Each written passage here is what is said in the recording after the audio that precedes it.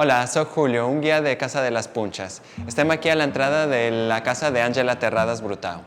Podem veure dels detalls artesanals que són molt importants al modernisme, d'acord? En aquest cas tenim aquestes rajoles que es diuen majòlica. Aquest disseny va ser creat per un altre arquitecte modernista que es deia Antoni Maria Gallissà.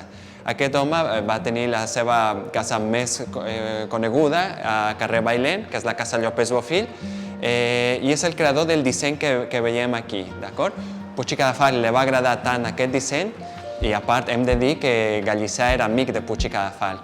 Llavors va utilitzar la rajola aquí a Casa de les Punxes, també va utilitzar la majòlica a la casa que tenia la família Terradas a Seva, el Mas Sobrevia, i també va utilitzar aquesta mateixa majòlica al Palau Macaya, com part de la decoració. Les rajoles són independents, podem veure que 4 rajoles formen un disseny conjunt. Podem veure que aquesta és la gràcia d'aquestes rajoles, que les va fer el taller de Pujol i Baucis. Podem veure també els temes naturals, que treballen amb el modernisme.